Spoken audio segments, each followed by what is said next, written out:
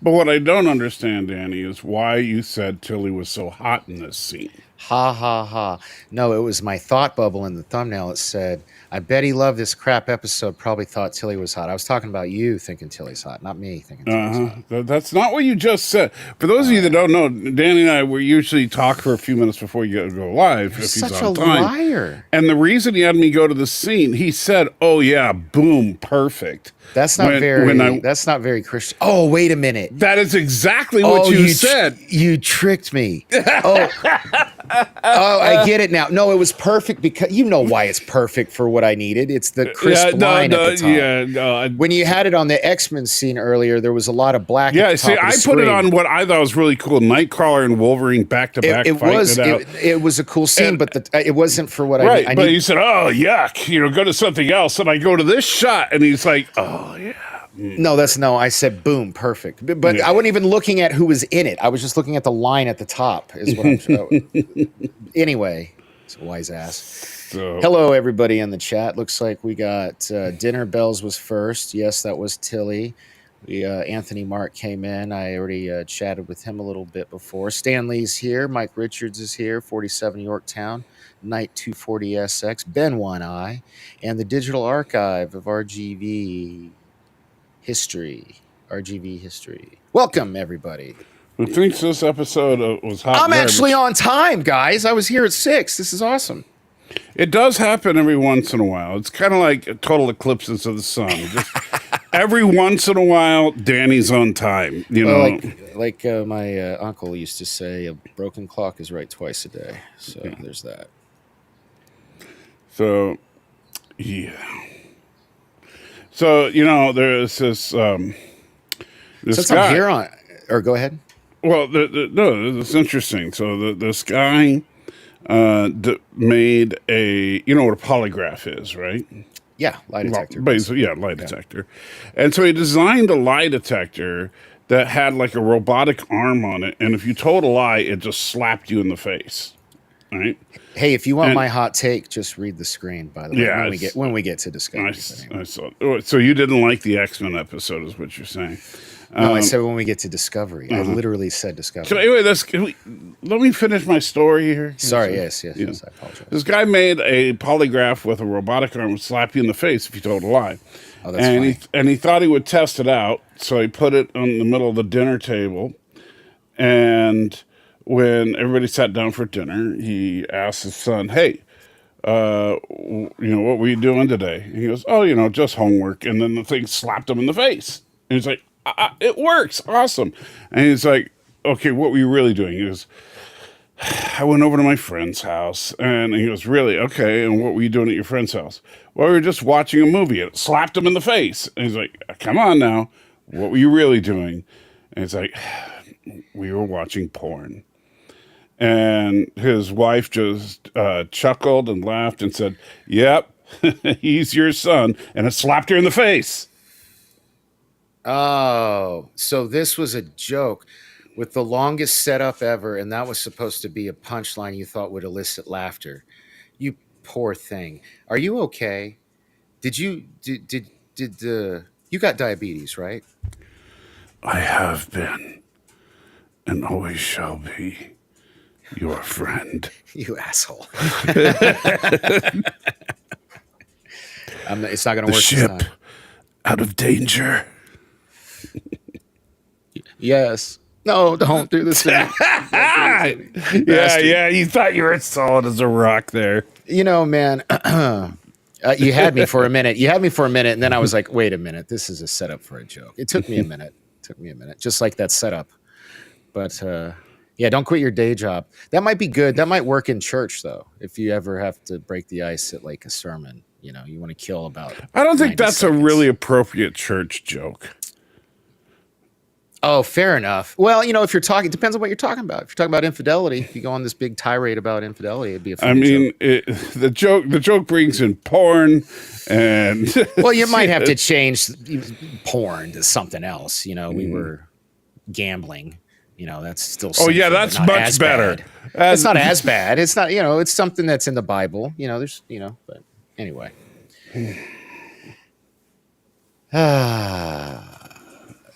Stan Lee, is he saying he's drunk?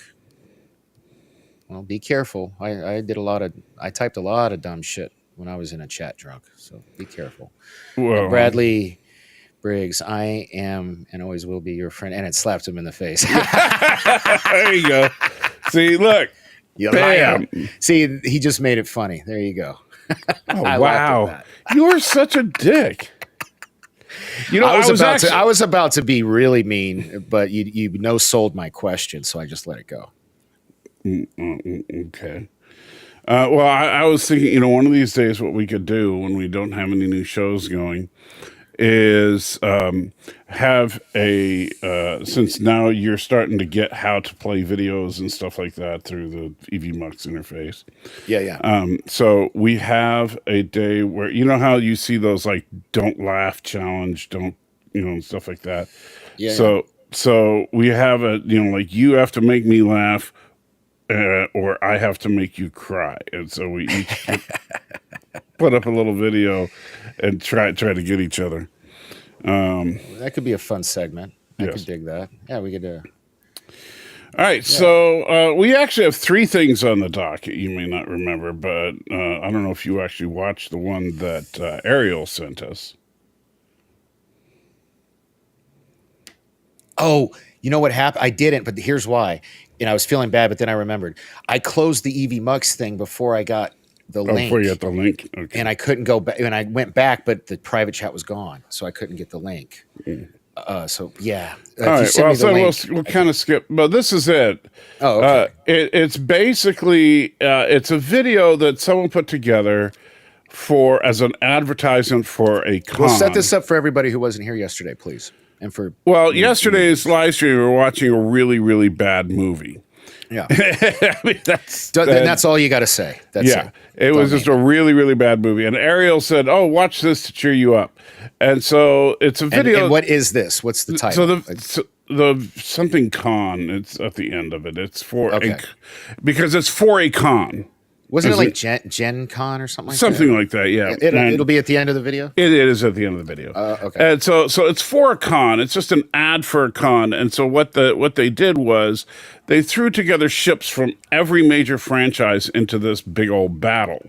So this one thing opens up a portal, and then you get ships. Some of them I recognize, some of them I don't.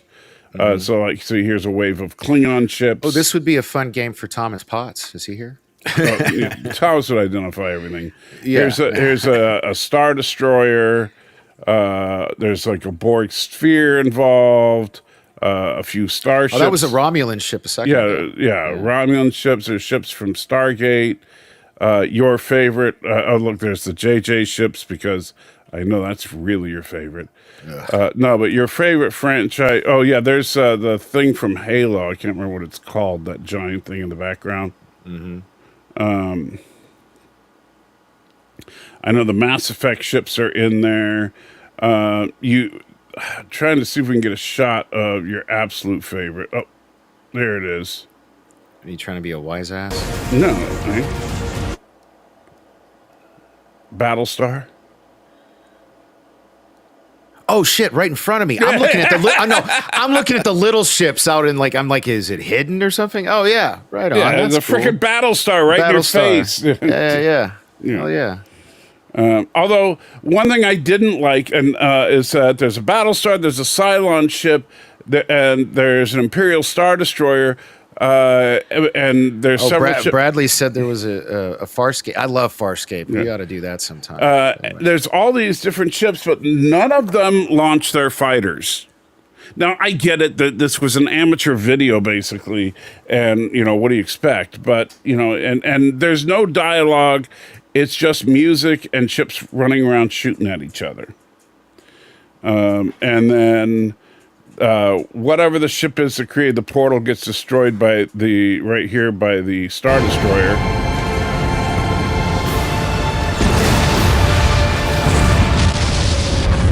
So that makes the portal close. Melphis had a question for you. Is the Lex in there? I didn't see it. So if it was, I didn't catch it. But I'll be honest, I didn't recognize several ships because, like Lex, I think I'd recognize, but barely, because I never watched the show, but I've seen the ship. There's the Battlestar again for you, for an aerial view of it. So then the ships all go their separate ways, and as they leave, you get their Starcon. Yeah. Okay. Yeah, so you see it's all been... That's cool. Where's this at? You look it up on YouTube. Just look up StarCon. You'll find it. No, I mean, Oh, this I don't convention. know. I have no idea. I'm sure it's a real convention. I don't know if it still happens. This video is like 8 years old. So, It is? So who knows if StarCon Man, is... COVID's happened since then. Yeah. You're right. So who knows if StarCon's still going? Yeah. 'Cause I tell you what, man, like conventions I used to I've seen conventions just come and go out here in Vegas, man. Yeah. Just like ones that were here for years and they would just disappear, Yeah. And so, after that, we kind of get a little warp thing. There we go. And so we start getting credits. So the Nova, I don't know what the Nova's from. John Hoffman did that model. The space station, which is the thing that created the portal, by sci-fi-art.com. Well, a lot of people contributed to this. And so the Talon by, I can't quite read that because of the font. The USS Hawking by Mark Kingsworth.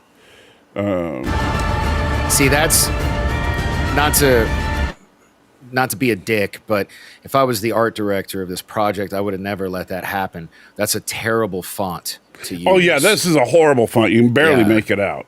Yeah, and I'm not saying that in any disrespect. This was all volunteer work. Right. Probably somebody didn't know any better, but this is a prime example of bad design. I should show this to JT, actually. I actually kind of like the windows that they did, for the ships. Those are fine. The frames are fine. But the font is horrible, and I think the color for the text, it washes out when there's something bright behind it, so you got to be careful of that, too. Yeah, they have a little drop shadow on the font to try to help with that, but it's just not a good, clear font for information like this. That's right, because something like this, you want to get their name. That's why, I usually, if it's something important, I'll usually go the Trek route and put like a bright orange yellow color with a heavy drop shadow behind it. Yeah. Because that usually jumps out. Anyway, so that was that. So meanwhile, in the X-verse... Okay, hold up. So hot take. So what'd you think of... Well, let's this is what is it? This is X-Men 97, episode 8, Tolerance's Extinction, part 1, correct? Of 3, yes. Part 1 of 3, and that'll be the finale for this season. I thought my hot take, hot damn. Like, oh my God, I can't believe I have to wait a week and then another week. I just wish I could see the whole thing at once. And I just have this feeling that this arc here, I feel like this is going to be Empire Strikes Back. I think it's going to end with this cliffhanger, make us wait a effing year, where that's what I think is going to happen. I'm actually excited for that because that's ballsy. But they just announced that they've already been renewed for season 2 is already written, right? Before they even fired the dude.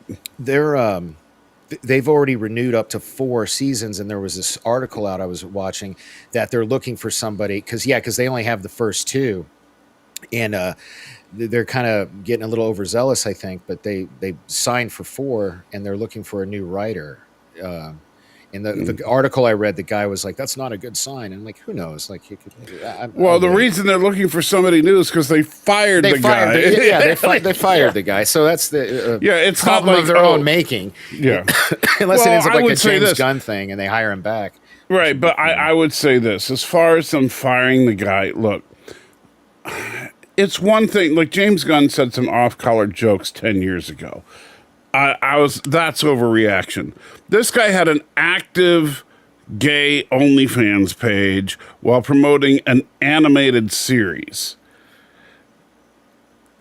You Whoa, know, say that he was what? He was. that's why he was fired. I didn't know that. Yes, he actually, right now, I don't know, actually, I think it was taken down. He took it down after he got fired. But he had an active OnlyFans page. Well, I mean, people make a lot of money on that shit. Yes, but not people who are promoting cartoons. Yeah, but this is kind of like for adults. It's one of the things you hate No, about you it. see, that's the problem. That's the core of the problem. This is not supposed to be for adults. I had this conversation. I hung out with my. Oh, hold up. Oh, I wish I could call Burke in on this. I was hanging out with my buddy Burke Right, the other because day you for just lunch. want to have more people to attack me. No, we were talking about this very subject, and he agrees. He's like, no, man, this show is made for us, for people our age who watched this show in the '90s. Then they're not gonna. Then it can't last. Sure, it can. Really, you think everybody from the '90s is going to watch this? I think they have a built-in fan base, and then I think that fan base can expand, but it'll be an older audience. I don't think the fan base. That's the problem. I don't think the fan base can expand if it's not. Because I think it'll be an even older audience, like people like Old Man Jim from at the comic book shop. Like he might not have watched, the original animated series, but like if his buddy at the comic book shop was like, "Hey man, they did this storyline, You should never do a show that only it's appeals really to dope," older. and then he would probably check it out. You know what? Honestly, then don't do a freaking cartoon, especially a cartoon. Well, cartoons are way cheaper, to do. But you know what? It's done in the same style as the old X-Men show. But but if you hold them, and I was saying the same thing too, but are they really hold them up side by side? And it's kind of jarring. It's just that I think. This one is on a widescreen format. Obviously, it's drawn using computers instead of hand drawn. So there are some differences, but it's the same general style. It's still the hand-drawn style of animation. I agree. The character designs look very similar, and wherever possible, they have the same effing voice actors. Just like you and me, and the voice actors, we've all grown up a little. But the problem is, so why not let the show grow up with us? Because this is what killed the comic book industry in the first place. No, what killed the comic book industry is the woke shit. No, the woke. No, look, the woke stuff. They were woke. Hold on. Let me say something. No, that gay wedding thing that happened like 10 years ago. That was before the woke movement. That was before the whites. The Marvel woke comics were woke before woke was a fucking. The woke stuff didn't kill comics. The desperation was after the industry was dying, they started putting the woke stuff out to try and expand their audience. They forgot that the way to expand the audience is to make it appropriate for people that would be interested in this kind of medium. Ben One Eye's on my side. He says he fails to see the problem. Well, that's fine. I don't care if you're going to only highlight people that are on your side. That's fine. But I'm just saying the woke problem is not what killed the industry. What killed the industry was that the industry decided we need to grow up, but their audience was still kids. And so what happened? The kids went on to other things. Ding, ding, ding, ding, ding, ding, ding, ding, ding. That's why they call us nerd fights, right, man. Like, we can disagree. But the kids went on to other things because comic books were no longer for kids. Why would kids buy comics today? I tell you what, a good point there is my son reads Sonic the Hedgehog. He's been reading Sonic. I've been buying this book since the title's been out, and I think it's the only one left in my pull box because I quit collecting comics when mine were stolen, and he still reads it, but and I'll check in. We'll read. I don't read all of them with him, but I'll read every like 5 or 6, Right. He's got a ton of them, and we still get the new ones, and it's still the same. So I kind of get what you're saying. Like, even though he's growing up, he started reading these when he was like 8. He's about to be 18 in a couple days, So a good long time. So I get that. I get that. But most I of the comic books you're talking about are like the mainstream, because I think IGN puts out Sonic. I don't think it's not like Marvel or DC. I don't know what company puts it out. Yeah, but I don't think it's one of the big Yeah, two. but anyway. But you think about like comic So books. I'd say the bigger ones did what you're talking about. Well, But yeah, I'm mainly talking about because Marvel and DC are 90% of the industry. Right? Everybody. There's Marvel and DC. Then you have Dark Image. Horse, which is No, I'd say Image is probably number and 3. well, but I'm just saying, like you have Image, Dark Horse. Those kind of comic books are at a completely different level than Marvel and DC. You know that you're comparing Morgan Stanley with Fred's Bank, right? So it's just a whole magnitude difference.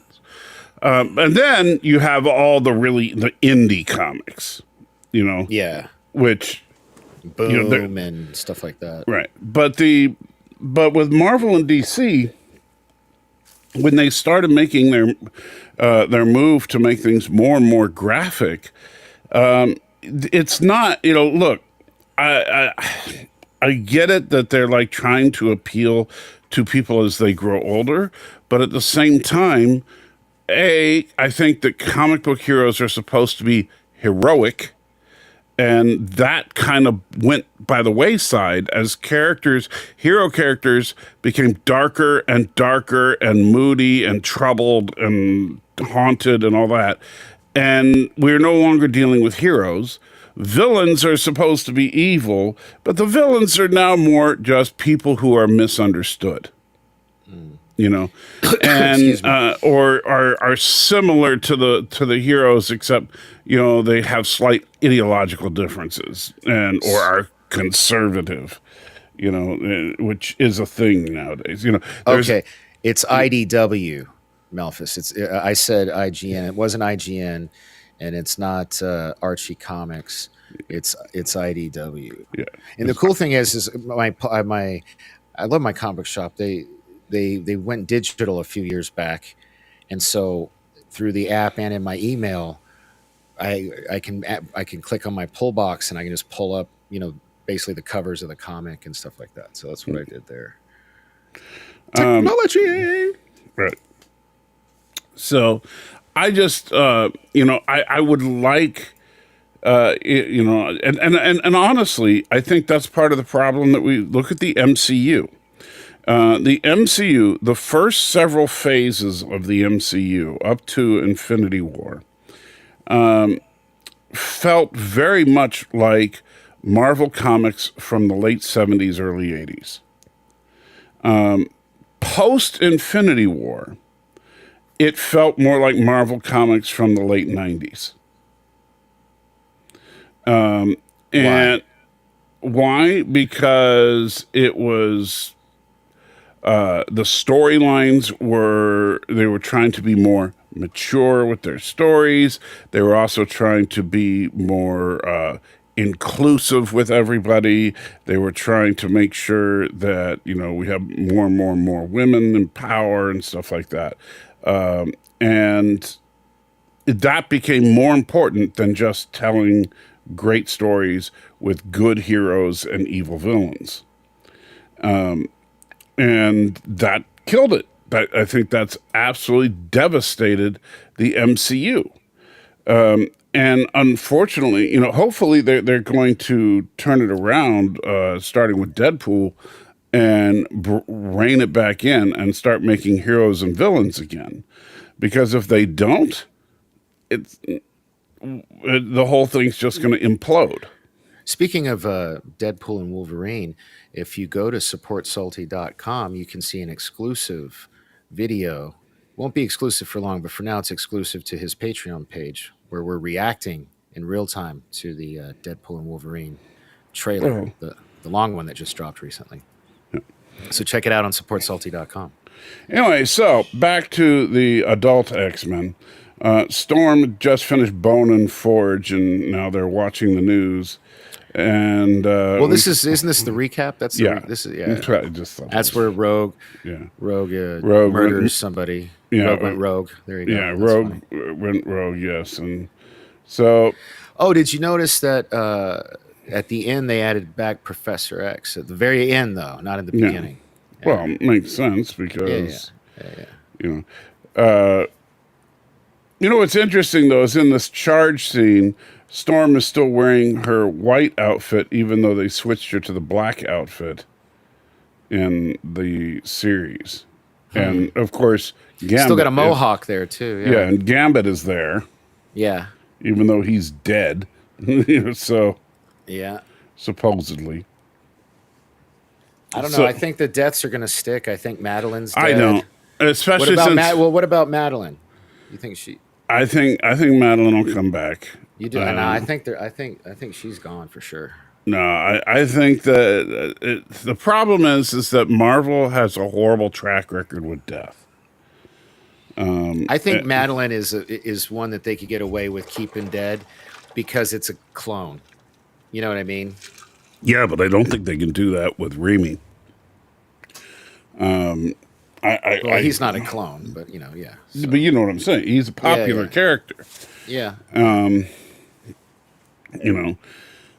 Now maybe if they killed Cyclops, people wouldn't care. Even though Cyclops is actually a really cool character, he's never been given justice. But yeah. That's a good point, Bradley Briggs. But I also think technology had a lot to do with that.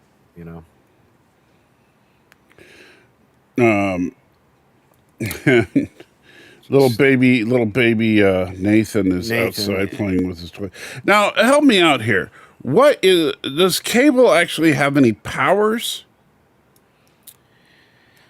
Yeah, ish. I mean, he's like kind of like. I mean, he has future He's not. tech. He's not exactly a cyborg, but he's got that. Well, he's got a robot arm, but I'm just. So I guess technically he's a cyborg. Enhanced strength. He's got tech.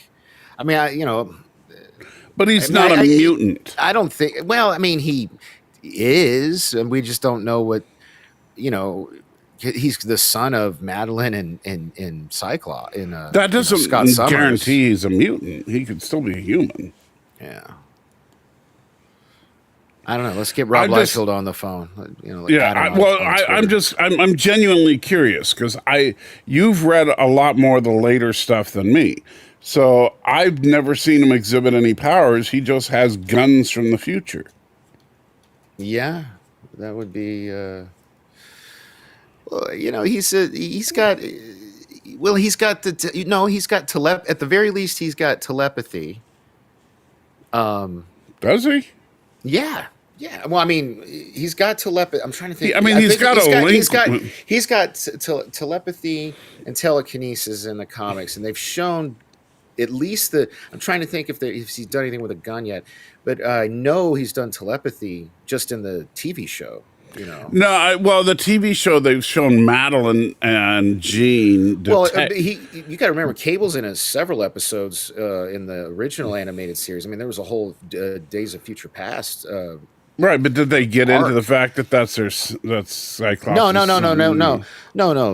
But I mean, I'll have to go back. There's something where he references, reading somebody's mind or something. Right. I'm fairly certain. All right, so Bradley says that he uses his powers to slow down and fight the nanovirus that he has. Okay, to keep it from turning him into living tech like these guys in this episode. The Nimrods. The Nimrods. I forget what they're called. There's some kind of sentinels. So they're sitting around trying to figure out what to do. He kind of explains that in the future, all these bio sentinels enslave the mutants that survive. I love the way he frames it, though, where he says Xavier's dream finally came true. Right. Where it's like humans and mutants live together in peace. It's just the mutants are slaves. But I thought it was funny how it was framed. Right. That was, Well, and because you see, and this is where I'm gonna break bad for a second, Yeah. Spoiler alert. I enjoyed the episode, but I don't like where I think the series is going. Ooh, I can't wait to talk to you about it when we get to the end. Then, Yeah. yeah. And I've never read these later stories in X-Men so that this is all based on, which is another big problem because it's like they just keep adding more stuff. No, so instead of You know. because I've been rewatching some stuff, trying to see it from your point of view. That and I really these are really easily digestible. They're less than 30 minutes, and I can have it on in the background because I've seen them all several times now, except for this last one. I've only watched this last one twice. And I don't know. They're not. They're basically they're picking and choosing what they want from different storylines and making a new storyline with it. You know what I mean? It's kind of what they're doing. So I don't think I can necessarily predict. I don't think people who've read the comics will be able to know exactly what's going to happen because they've already changed so many different little things here and there that they've done a good enough job explaining. Like you're like, I don't even know who Bastion is. Hey, they didn't want you to until the next episode when they finally told you who the hell he was. You know, when Jean goes and all that stuff. So I think that Okay, and then it gets on CNN, well, Fox News or whatever, FC News. FC News, Yeah. That all of a sudden, scandal exposed, mutant leader alive and ruling over alien empire. How did they get this footage? Oh, it's Bastion. Bastion leaked it to him easily. Yeah.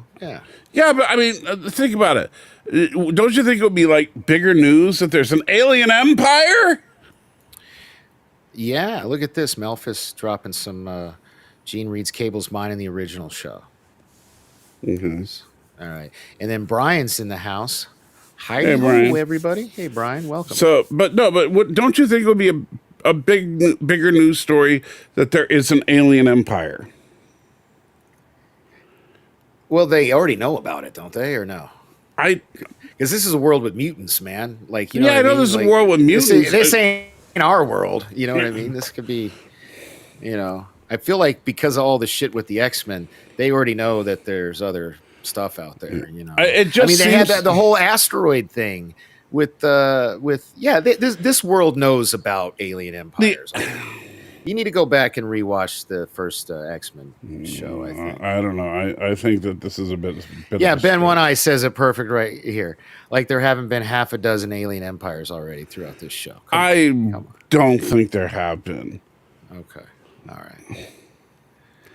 Anyway, so then That's what you get for thinking. We get whatever. So we get our obligatory rich people bad scene. So Jubilee can, say, "Oh, we're going to go shopping." Retail therapy. Yeah, which that's a thing. That's a thing. Yeah, I know.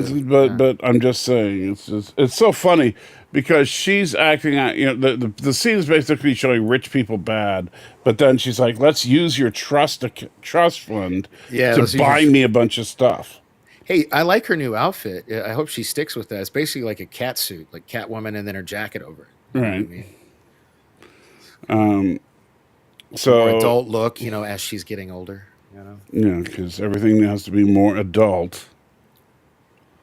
Awesome. She's just getting older. She's not the same teenager they found in '92. She's 5 years older now. She's going to be 6 years older. Dude, this takes place right after the last episode. And that last episode, it's Jubilee not like she the passage of time. She's just the character's also getting older. It's not going to be a teenager forever.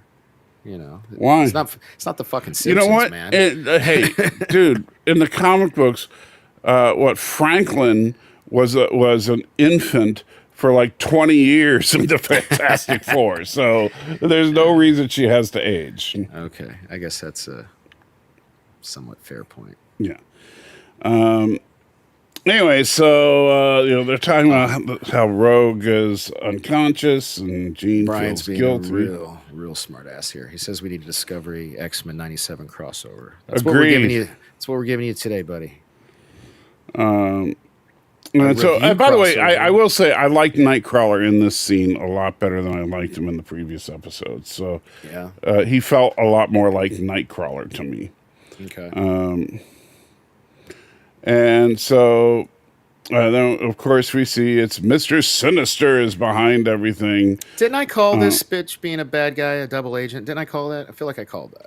Yeah, but then she betrays him, so she's breaking good.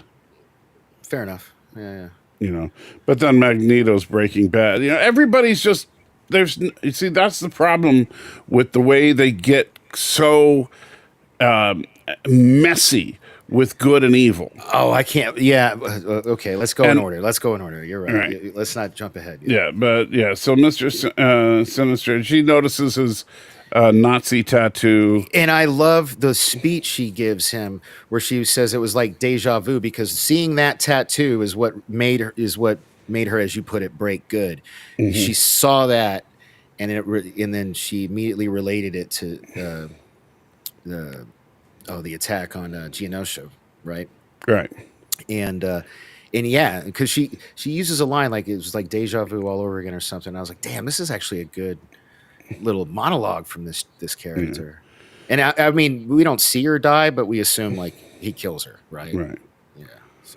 So then Jean, Cyclops, and Cable are checking out what's his name's home. And what's with not Rogue? Sorry, what's with Marvel Girl, Jean Grey? Jean Grey. What's with her ponytail? She thinks she's Madeline all of a sudden. I guess so.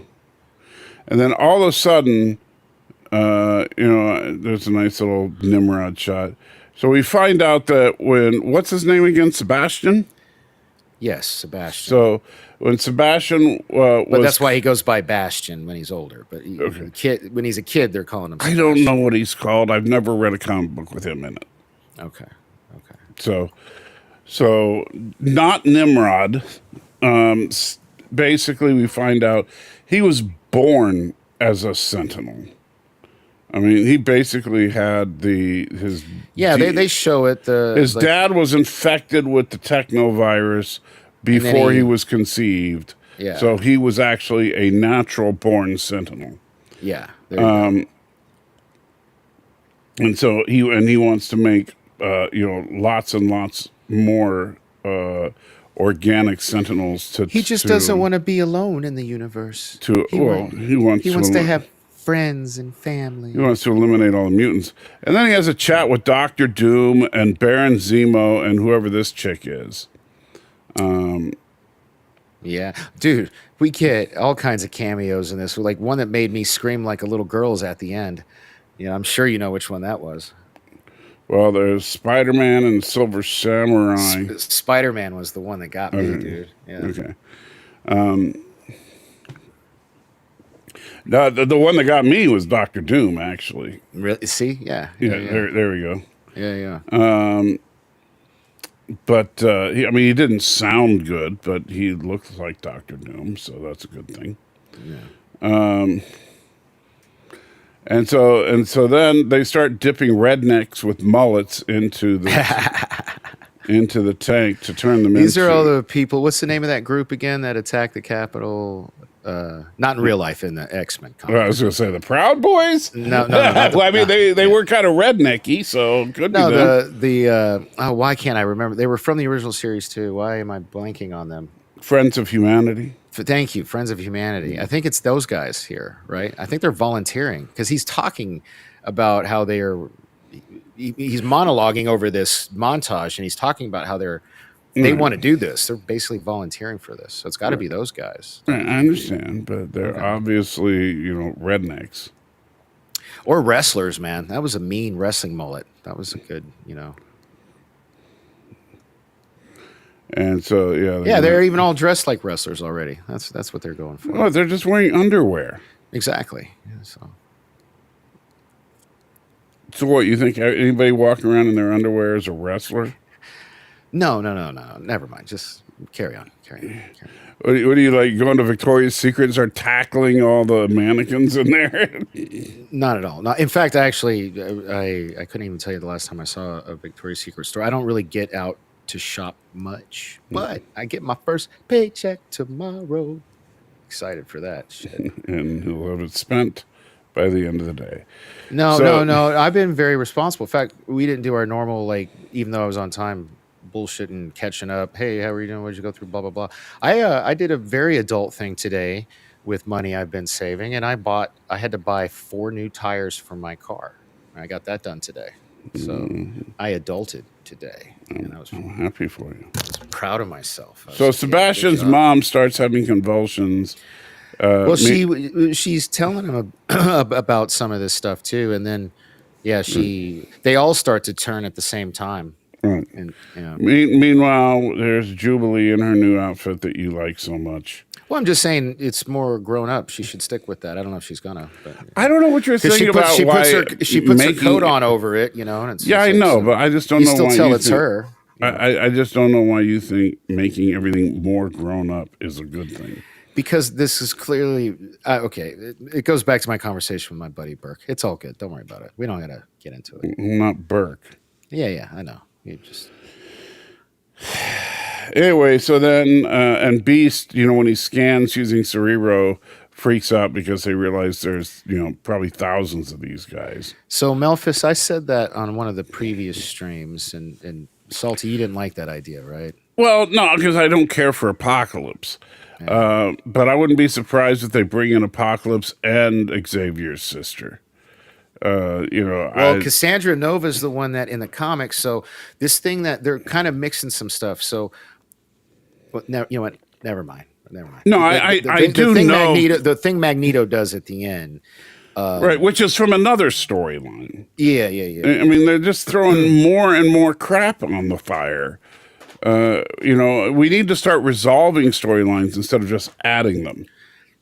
Well, it's not the whole storylines. It's just elements. Like they just don't give the whole backstory on how all of a sudden Magneto's can do what he does at the end. Because if you think about it, anybody on let's just say life support, they're all dead. I mean, he wiped out the power on the entire planet. Right. So that's going to cause some huge backlash. Every airplane went down. Oh shit! Yeah. I didn't even think of that. Yeah. Oh yeah. So and last time they saw Magneto, what was he doing? He was leader of the X-Men. Right. So I think the fit's going to hit the shan in the next episode. I'm so excited. That's why I think it's going to be like an Empire Strikes Back thing. I think. I don't. I think that they're going to hit a magic reset button. I think that Cable's going to time travel and somehow prevent all this from happening. No, because they go out of their way in this episode to bring up Carmartage and talk about how it's a fixed point in time. That's why right. All the more reason why they'll figure out a way to do it. And you have no faith in this, do you? No, I do not. But I mean, come on, it's almost a universal. This is true. It's a universal rule in writing that as soon as you say something is impossible, it means that's what you need to do. So, Planet X. Actually, no, we haven't gotten to Discovery. Yeah, we do Discovery second. So we're gonna do this, have a little ad break, and then get on Discovery.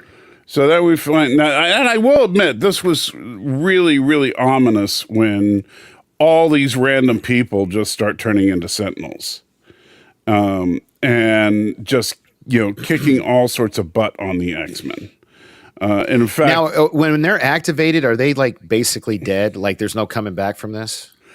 They weren't really clear what happens after they because I know they got Trask like in a back to tank basically, right? No, but they're not clear. Okay, we don't know what's going to happen to them after it, and so and of course what's going to happen since these two swords happen to be on the ground near where Nightcrawler landed. Oh yeah. Although Nightcrawler, let's be real, Nightcrawler would be dead considering Juggernaut fell on him. Dude, did you not see how big Juggernaut is in this? Yeah, but he's not I'm the Juggernaut, bitch Juggernaut. He's the Juggernaut from Deadpool 2 Juggernaut. Yeah, he's huge. I mean, look at that. Yeah, big dude. Look at the size of his arm. Yeah. His arm is bigger than an elephant's leg.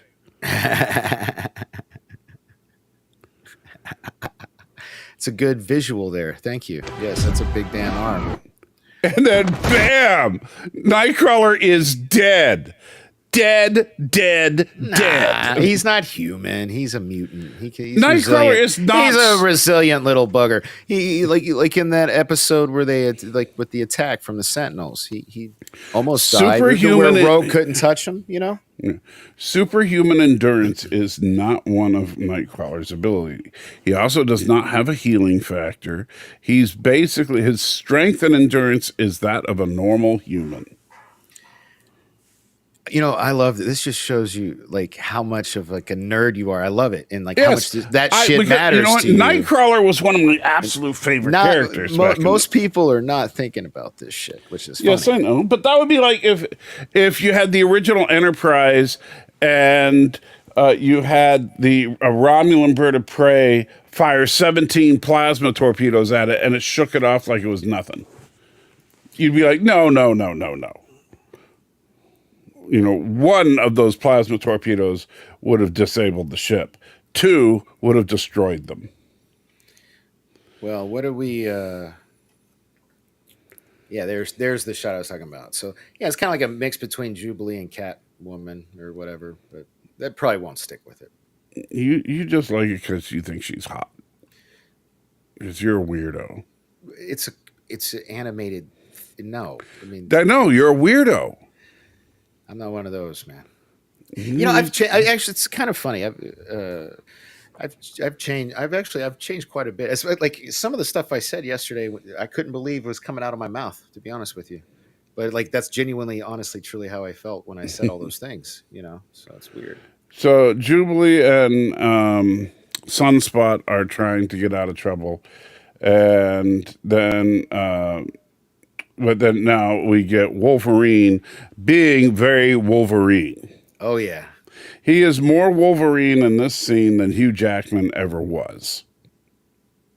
So I don't know, man. In the movie The Wolverine, Hugh Jackman I liked The Wolverine. Gets his Wolverine on in that movie. No, but you see, but this Wolverine is short and ugly. And being... Well, that's not Hugh Jackman's fault. Come on, man. Well, it's not, but it's the casting director from X-Men's fault.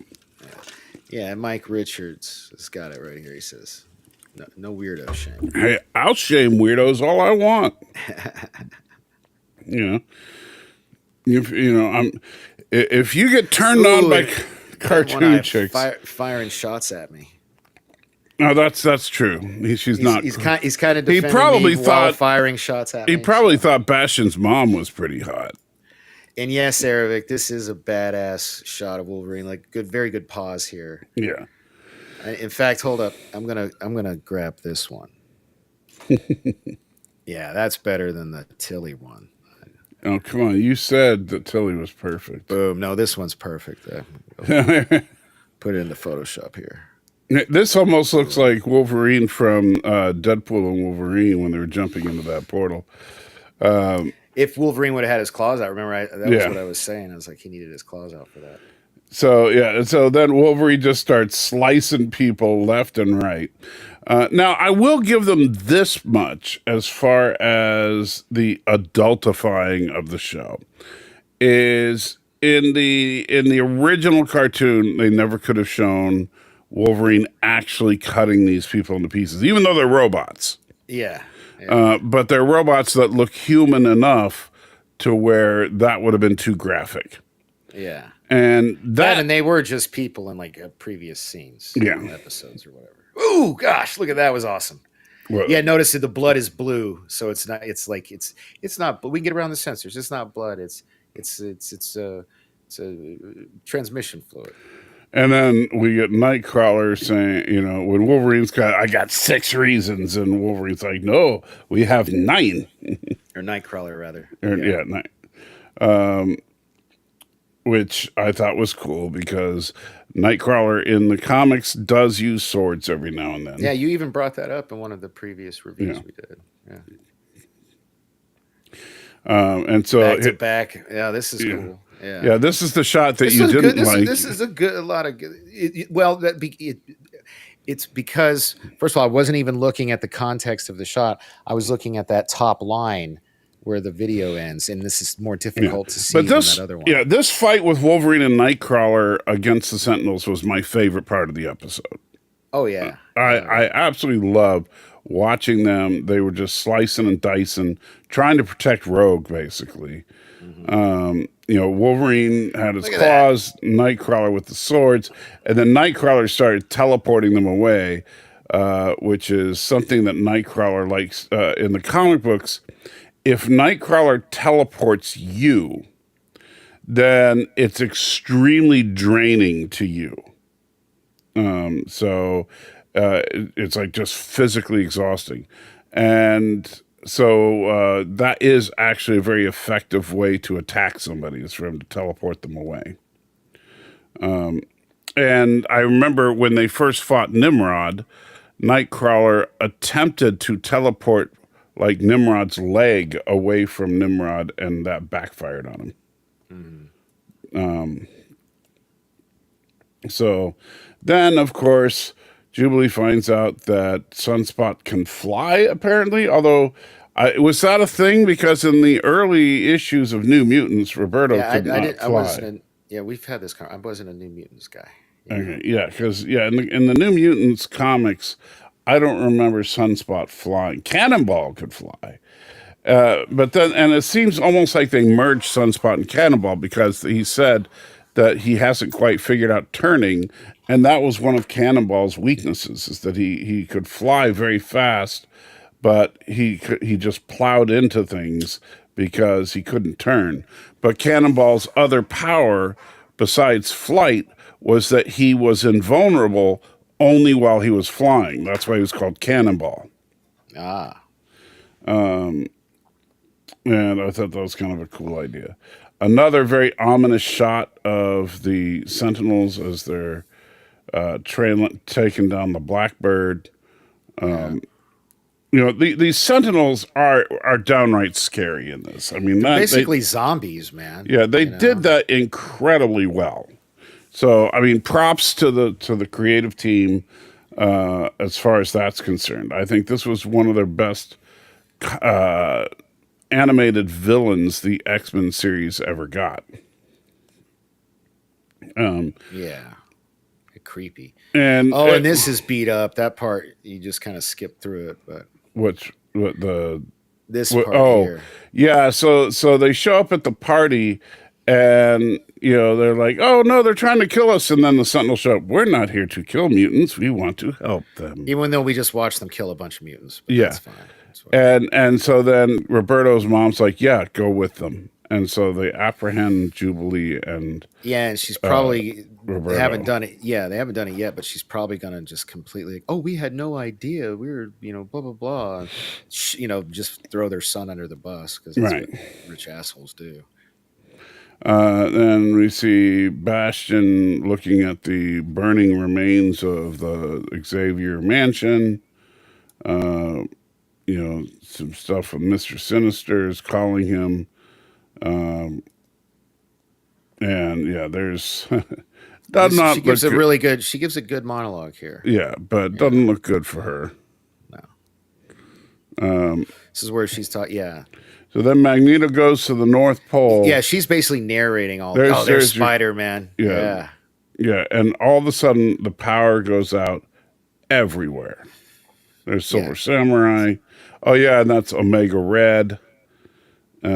And then we go back to, and then Wolverine's X-Men. Like, he's like, Magneto just declared war, and he knows it's on. It's and that's not good. So then Xavier shows up and he said, "Well, I hope I'm not too late." You're exactly too late. Somebody should have punched him in the face when he said that. And then he summons the X-Men to be continued. So, what do you think?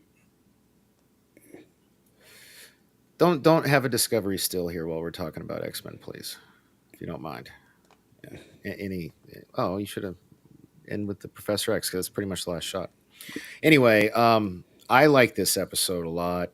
I love that Magneto finally was like, because I would have liked it to be a little longer. It was pretty pretty short-lived, his stint as a good guy, so to speak, as the leader of the X-Men. I think we Right. could have got a lot more out of that before they were just in such a rush to get to, pull a bunch of epic moments from the comic book, I think, and put him in. Which, and I hate when they are in a rush to do stuff like that. Look at Spider-Man 3 as a prime example of them, trying to rush things.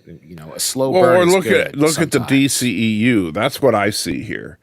Is shades of the DCEU where they're trying to do the greatest hits Yeah. of And it everything from the is. X-Men in the first season. So And if you that do that, said, what are you going to do in season 2 and 3 and 4 and right, 5 and 6? which is kind of what that article was talking about. But Yeah. that said, I fucking love it. Oh my God. I'm so excited. I can't wait. This episode does exactly what TV shows are supposed to do. I can't wait to watch the next episode. I can't. I'm going to probably watch this episode here at least 5-6 more times before the next one comes out. I love it. I'm loving everything about it. And I can't wait to see like who takes Magneto's side. Like, I think we're about to see a huge shakeup of the X-Men, or maybe all the X-Men. And that's why maybe all of next season will be the X-Men and the Avengers crossover versus thing. I think that would be Right. dope. So I'm excited. I loved it. Like, See, I'm decidedly mixed on it. Some of the story elements that we're having here is exactly what I think went wrong with comic books. Because let's be real, in the way they wrote this story, Magneto is right. yeah, and that's And the last words of that chick, and she's right, looking. It's a cool shot too. She's like, but I don't like right. that. I don't want to have the best Here's the alternative. thing. Have you met? Okay, I know this isn't exactly the real world, but have you met humans? Dude, it's not about being realistic. I really wish I could play that clip of Agent Smith where he's talking about how humans are like a virus. You know what I mean? I wish we could play that clip because it is only the older I get, the more spot on Right. Agent Smith was with But that. I know you haven't bothered to watch my Last Jedi review. Not yet. But this was a tangent I went on pretty heavily during when I talked about Ryan Johnson's attitude towards Luke in particular, but the fallen heroes, and that is that modern artists think that heroes need to have a dark streak, that heroes need to be anti-heroes, and that and so that's why Magneto is right. That's why we're probably gonna with And Ben, there are two people. There are two types of people on Earth. Ones that think like that, and you. So I totally respect it. But I have no hope in humanity. I think we're terrible. I think Magneto is right. well I think That's probably why I like it. You know what I mean? So there's that. but here's the problem. Okay, I would agree with you that I think human nature is if left to his own devices, I think man breaks I'm bad. going to quote Chris Rock real quick. Which- When's the last time you saw a Native American family eating in a Red Lobster? When's the last time? I Never, don't- because it don't effing happen. Because we killed all the Native Americans, most of them. Because that's what humans do. We're terrible. We're awful. I'm not, but I'm not defending humanity. I'm not a humanist. All right, I'm not. Oh, I'm sorry. I forgot to text you, Amanda. Yeah. But I was on time today, so there's that. Yeah, so I am not a humanist. I'm not saying humans are all basically good. I agree that humans deep down, you need to be taught to be good moral people, and our natural inclination is to be evil. I do think, however, there are a rare few who are the opposite, and those are the few that we rely on to teach people to be good. I don't. I don't think Okay. that. I don't think that anybody is inherently good. I think that people that realize and this we get into the spiritual stuff as far as getting. Or you could even look at the steps. I mean, if you live your life a certain, you have to work some kind of system to be a good person. I but get you're what not you're just saying. naturally good. People are not naturally good. That's Okay. my premise number one. Okay. Premise number two is that one of the reasons that it feels like people are worse today. Yeah, that's true. Who can afford Red Lobster anymore? One of the reasons that people are worse today than they were 20, 30, 40 years ago, let alone 50, 100, 200 years ago, is because we are taking goodness out of everything wherever we can.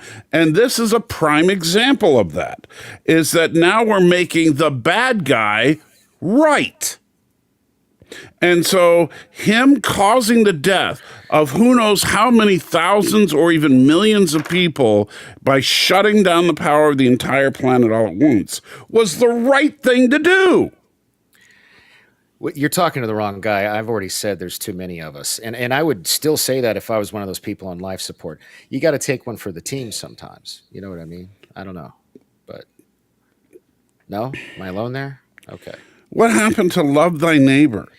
What happened to, and thank you, Captain. But yeah, you need to, you need to be taught to be good. And one of the things that helps teach people to be good is heroes, having heroic, good characters. I tell you what, amen. Captain Kirk was my childhood hero. I think right. But you know what? If Captain Kirk were were today, he would be more like some tortured individual that was right. He would be he would be a horrible person. That's why you're starting to sound like Gary from Nerdrotic. Because I'm having deja vu. Because he was talking about like how there are the rare exceptions to like right, but I don't have a vendetta against CBS unlike Gary. I just my issue isn't that CBS went woke. My problem is that as a society we are embracing the dark side. Hey, I think Elvis is onto something here. Read that comment. Yeah, well, you know what social media did? Social media is an interesting experiment. I don't think it made people any worse. I think it allowed people to express themselves as they really feel. Because, if you get on X or you get on Facebook or whatever your social media, Instagram, whatever your social media of choice is, you can create an account, call yourself whatever you want, put whatever you want for your avatar, and post whatever you want. So you can say the most vile things that humans have ever put out there because there's no repercussions. And so what do people do? They spit poison. That's all they do. How do you police that? I mean, we're kind of getting off on a sidetrack here. This is an interesting conversation. I don't think you maybe to be had another time. It's we're on it because that's how this episode ends. And heck, there's Discovery's been full of this kind of stuff.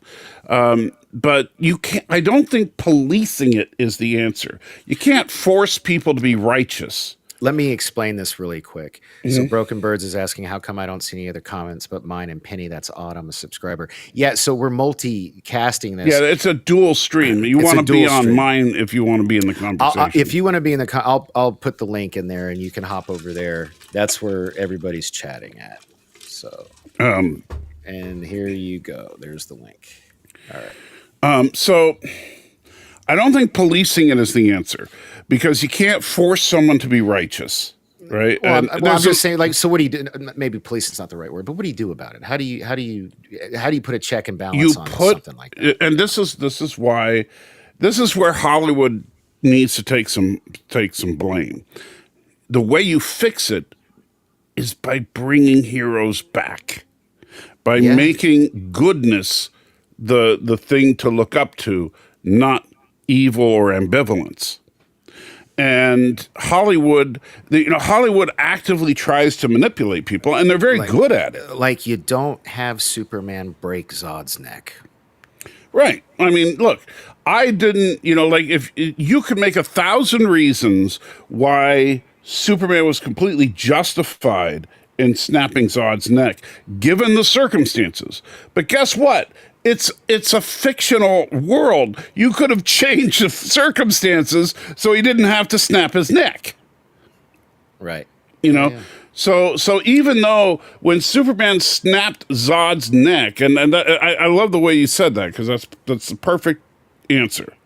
You make Superman doesn't snap Zod's neck. That makes Man of Steel a better movie. Yeah. Even though it was totally justified, I don't sit there and say Superman was evil because he snapped his neck, but you write it in so that he doesn't have to do that. You make it so that Superman can be a symbol of truth, justice, and the American way, and not be ashamed to say it. Or as they try to in the movies, of hope. I mean, don't you want to think there's hope? Like, I think somebody who's an everlasting Boy Scout, like, man, we're really getting on a sidetrack here. Right, but Superman is supposed to be the one character that every other character looks up to. No, exactly. So he should go out of his way to never, I'm agreeing. I'm just saying, let's finish this, because I want to get to, I'm hoping you could play whichever Criticless ad you want to play while I use the bathroom, and you could talk about them after your final thoughts. Where are the Criticless ads? Are they in they're in the layers and media under media. There's 3 of them there. The one that's already sized is that you guys are seeing how the sausage is made. But basically, I'm just saying, like, I want to hurry up and finish this segment because I got to pee really bad, and I was going to sneak off while you did that. So anyway, now it's not sneaking off because I just told everybody. But there's that. It's kind of gross. Yeah, sorry. As Ben One Eye says, or you can refuse to look up to evil. This is true. Well, yeah, but the problem is that if Hollywood is just going to put out crap that, and let's be real, it does appeal to people. If it didn't, we wouldn't be arguing about how awesome Danny thinks that this episode is. And I'm not picking on Danny for saying that, because there are definitely awesome elements to it. However, we also need to figure out, if you're producing this stuff, stop producing stuff that glorifies evil. Well, that's why we have to, the companies that put out that movie with Caviezel in it, where he was that dude, that Ballard guy that helped.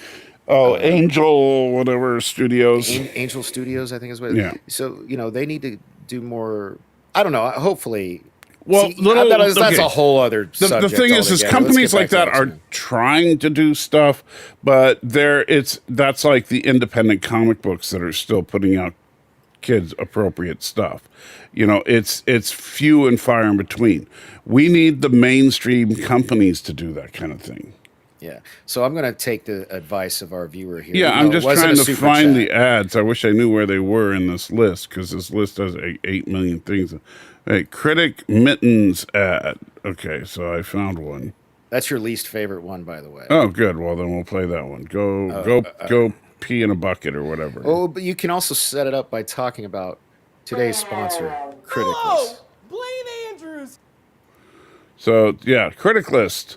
Criticless is a website created by Blaine, who is this dorky gentleman right here in this picture, and he's going to tell you about how awesome Criticless is. Hello, Blaine Andrews here, local business owner and critic enthusiast. Are these critics constantly clickety-clanking around on their keyboard? Are their terrible reviews driving you crazy? Is your critic clawing away at the very fabrics of society with their terrible opinions? Think there's no answer? You're so stupid. There is! Critic Mittens. Finally, there's an elegant, comfortable mitten for critics. I didn't hear a thing. Is your critic one-armed or have fat sausage fingers, a skinny bird-like physique, or just no fingers at all? That doesn't matter because one size fits all. Critic Mittens, you'll be smitten. So come on down to Criticless.com. We're the home of the original Critic Mittens. And how? Download on Android, Apple, or maybe just visit the interwebs today because it's an app. You download it because it's an app, but it's a website too. There you go. So Criticless, in a nutshell, is movie reviews, TV show reviews, etc. That are not put up by professional critics. It's put up by amateur critics like me and Danny. And yes, so, and another really awesome feature you seem to always forget about. It's my favorite feature. Is it's got like this social media type of feel, kind of, but without all the virtue signaling, because they have what's called a water cooler. So, like, let's say we leave a review about, you know, we've left all the reviews about Star Trek, right?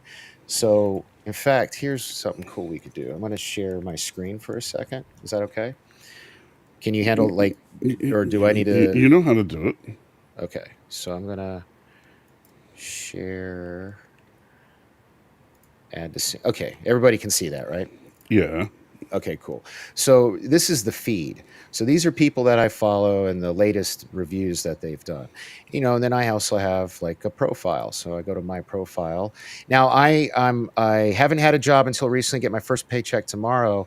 So I'm probably going to pay for the service that Salty pays for.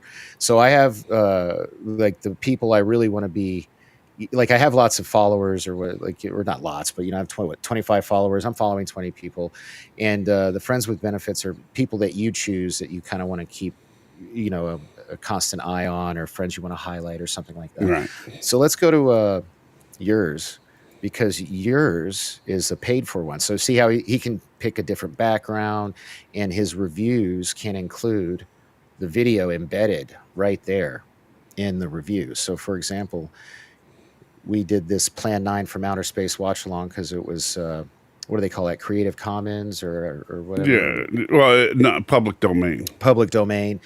And Even so though some jerk kept flagging us. But you know what? We beat it, and this video is still live on YouTube. You can go back and watch it if you missed it. Right. But, you know, this psychopath gave this movie a 100%. Can you believe that? It's because it's freaking awesome. You're crazy, man. It's the You're best crazy. bad movie ever made. So mine, if you take a look, let's see, we've got Nemesis. This is pretty accurate. I gave it a 30. It was a shit-tastic movie. But you can see I have the free version. I put the link, but it doesn't embed it. Now, you can still click on it and go check it out. But I think I'm going to upgrade now after I get paid, you know, to the paid tier. But it's pretty cool. And then each movie has something called, like I was saying, like a water cooler. But you probably want to go to a more popular movie to see if people are or a newer movie. Just the Fall Guy that just came out. Fall Guy. Let's see. So we've got. Oh, I went to the guy's channel. Whoops. So I click on the movie to go to the. Okay. So right now this has got 8 people have voted on it. None of my friends with benefits. I haven't seen this yet. So, you know, it gives you a little lowdown on the crew, the cast. It's kind of cool. Overall, like the themes that these guys focus on: language, violence, nudity, political bias, family friendly.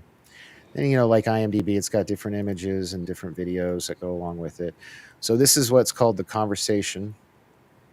And that's like the feed for it, and the Right. So that's the conversation specifically about that movie. So well, these are these are the reviews, right? So then if you click on water cooler, now some people, this one just came out, but this one so it only has one. But people go in there and they actually chat with each other about the movie. You know, yeah, I can't believe you liked it. You're an idiot. Yeah, so it's pretty cool. It's I like the whole. I like that aspect of it too. It's interactive, fun. You win. You can. They gamify it a little bit. You can win badges for doing. Like if you do the first review of a movie nobody's done before, you get a badge. Once you hit a certain amount of reviews, you get badges. You know, so it's cool. We don't need no stinking badges. But yeah, Criticless.com. Back to our regularly scheduled program. Did you? So are we pretty much done? We're gonna wait till the final episode to give a grade. So right, yeah, because it's doesn't make sense to grade a serialized show at this point. All right, so now the review that most everybody's been waiting for, since we are a very Trek-centric channel, and that is, what did we think of the latest episode of Discovery Season 5, Whistle Speak? Whistle Speak. Yeah. Whistle while you speak. So, Danny, I'm based on the thumbnail, I'm going to think that you hated it. You know, it was god-awful for a multitude of reasons. But, you know, I'm starting to see like a common thread with the people in charge of making the special effects and the sound and the overall look of the show. Clearly, I mean, the whistle speak is just R2-D2. Can we all agree on that? That's all that was, right? Because that's what it sounded like. It sounded like Star Wars. It sounded like droids. R2-D2 to me. It sounded like Star Wars droids pretty hard. Like I thought it was blatant. I never got that vibe from it. Wow, the whole time, that's all I could think of. Somebody in the, am I crazy? Somebody in the chat. I don't think you're crazy. I mean, I can kind of hear it, but when you mention it, but I just didn't think of it when it was bugging me every single time it come. I was just like, wow, really? Like, because R2, okay, cool. And then, you know, can we get any more in your face? In fact, yeah, Stanley. And I had a conversation on Twitter. Don't get me started on that, because this was the gender episode. Yeah. So then and my mom calls me, points out something where the dad refers to what I thought was a daughter as a they. Yes. And I didn't catch that at first. I caught that right away. So did my mom, right? Yeah. So this is just them doubling down on their mediocrity. Wait, I didn't want to. Do you mean they, them? What do you mean? Exactly. It's a plural possessive pronoun. Gosh darn it! It's not. I'm malfunctioning. I'm sorry. Well, yeah, and you know what? It was so funny. Is right after. I can't remember if it was one of the scenes on the bridge with Adira or on the planet with the daughter, but right after someone referred to them as they, then she said, well, we think that, and I'm like, wait, when you say we, do you just mean you? I think it was Adira on the bridge that said it. Like, well, we think that the blah, blah, blah, blah, blah. And I'm like, well, wait a minute, who's we? Is we like you and the engineering team, or is we just you? Because you're a they, which see, there's the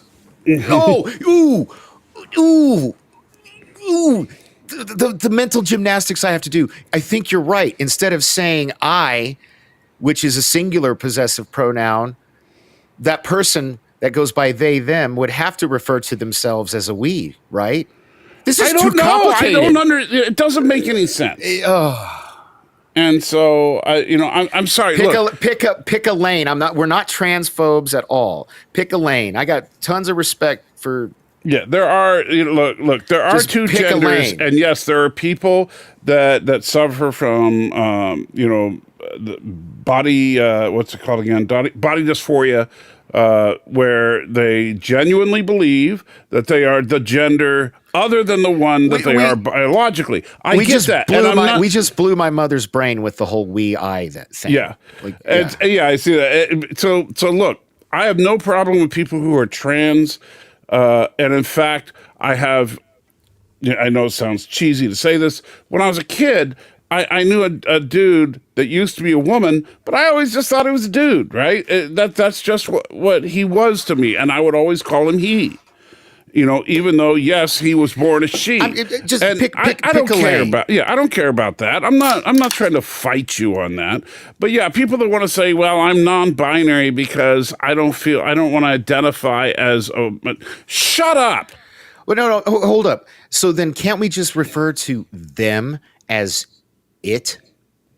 Oh, no, because that would be insulting.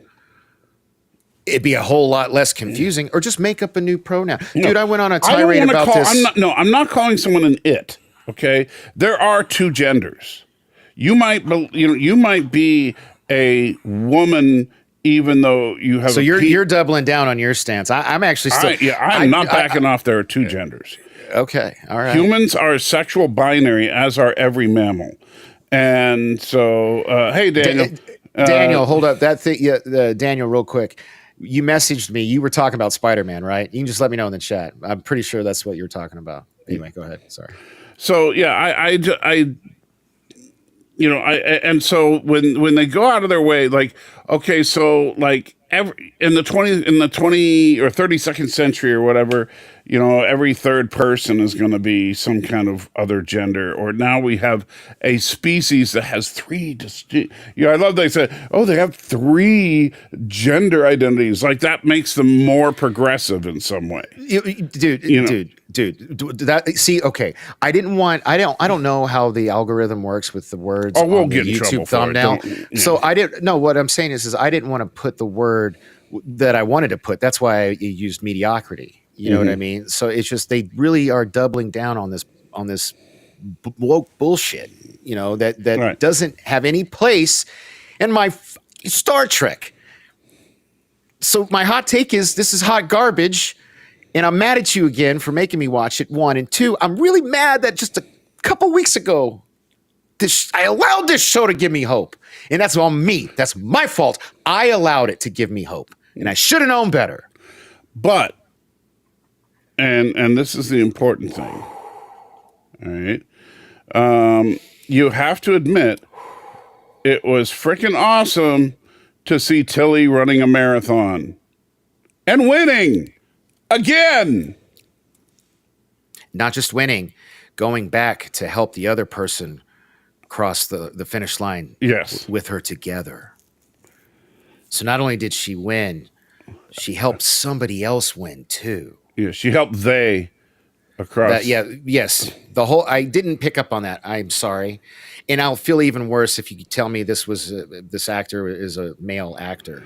I don't know. I thought it was a girl. I thought it was a girl the whole time. I thought it was a daughter. I thought this episode was derivative of other. It's basically because. Okay, so aliens left tech that these guys worship, and that's been done before. We have to do some kind of endurance test. That's been done before. Daniel, that's what you sent me in Discord. I think you're confused, friend.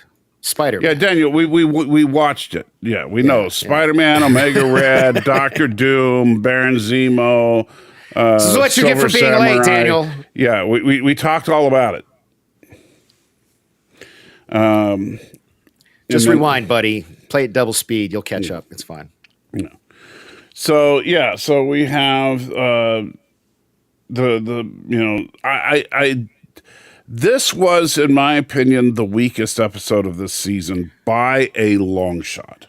Oh, not just weakest. To me, anyway, the most offensive. Now, not as offensive as what we reviewed yesterday, mind you, but this was offensive on a Star Trek level for me. This was an offensively bad episode. I don't know that I would go offensive. It was offensively bad. I don't appreciate them trying to insert because look, not even that, just that. Oh, hold up. There's a whole score. Right, but I want to point this out because this is what I really found annoying about the they them thing. And you really did just skip all the way to the end of this episode. Well, we'll go back if you want.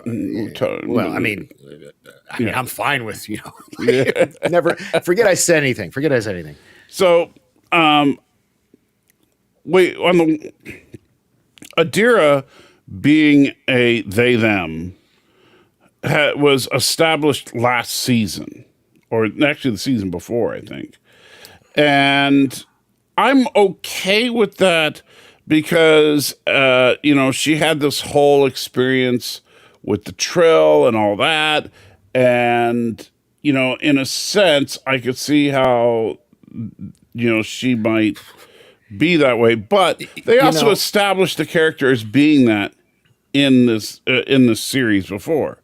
Yeah. But then for this to be the first time this season that they go out of their way to point out that she is a they, and then immediately on the planet they beam down to, there's another they. Well, that's because they want to display the whole 3 gender thing. They got 3 genders. But the problem is that wait, so you're telling me that because this is, bad writing in a nutshell, is that if you had been calling her they at least once per episode this whole season, I wouldn't have even thought twice about it. But the fact that you open up the episode making sure to, it's like it was almost like, what's his name?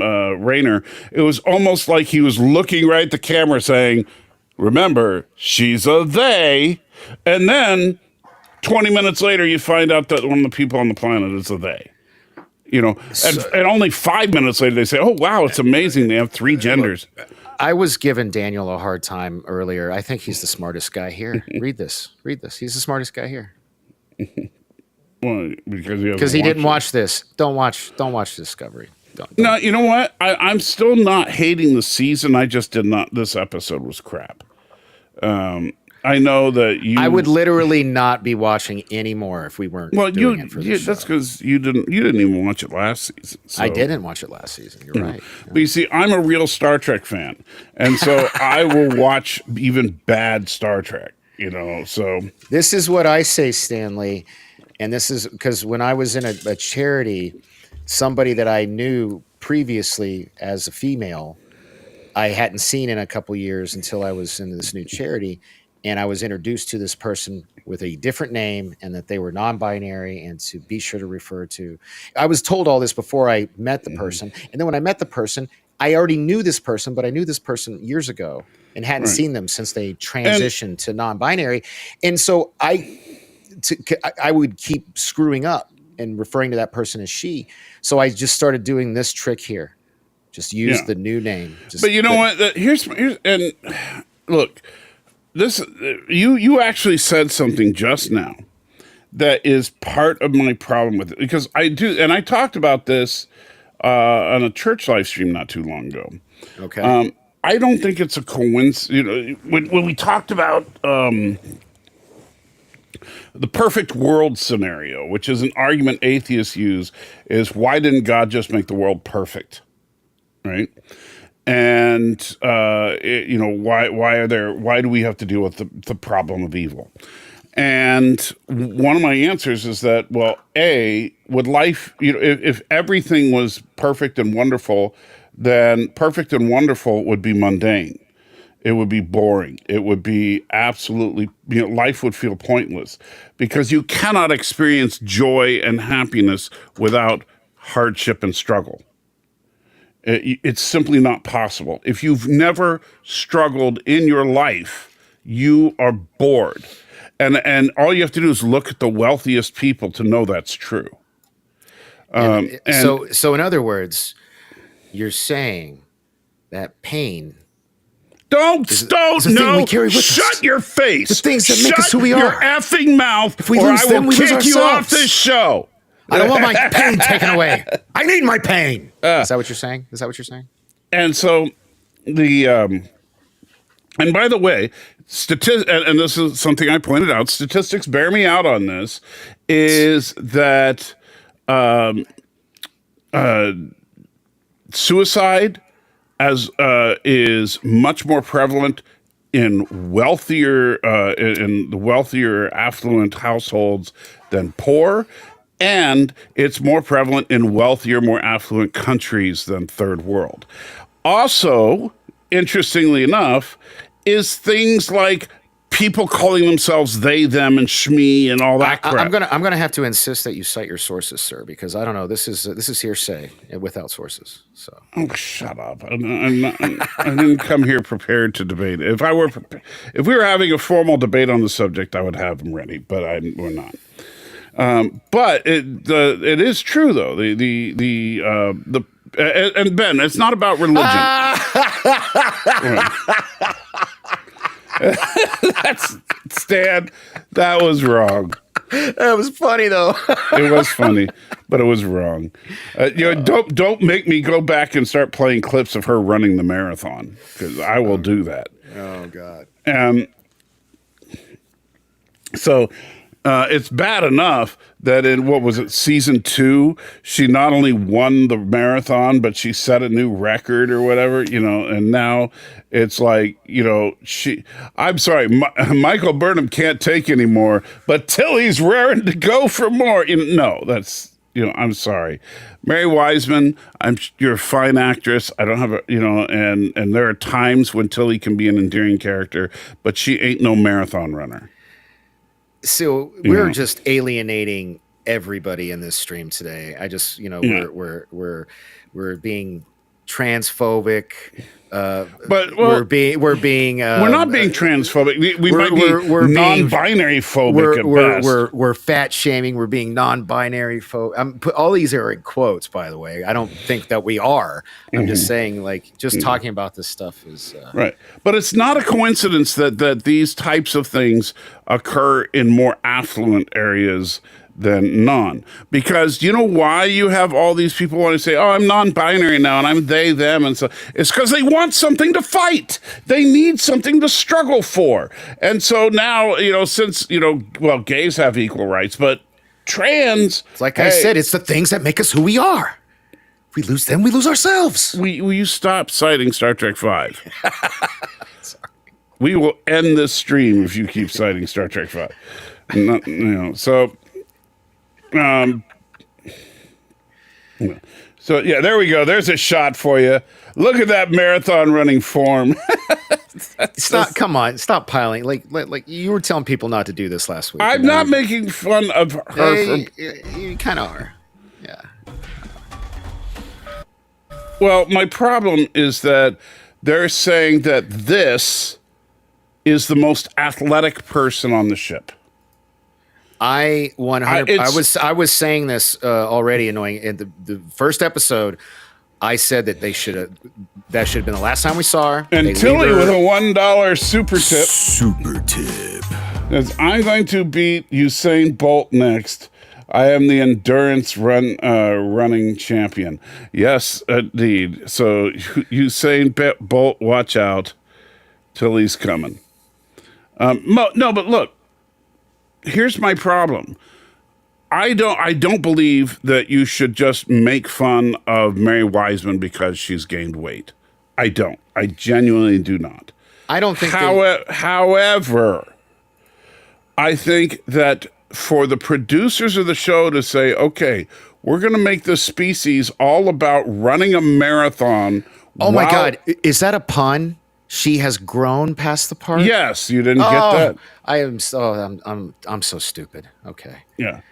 So to have a situation where the aliens have this athletic competition that revolves around running, and to put her as the one to win the race is stupid and laughable. Because there's no way that a person with that physique is going to win a marathon, period.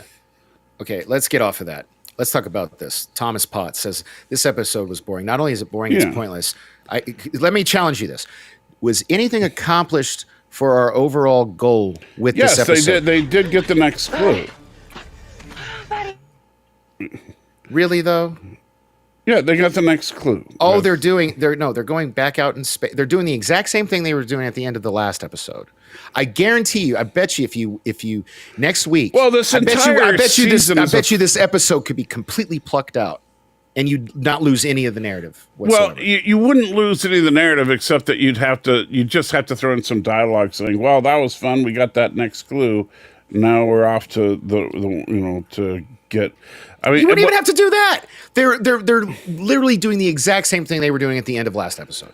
No, dude. The exact same thing. No, yes, no. You see, you're not paying attention. Then they did get the next piece of the puzzle by doing their little fetch quest on this planet.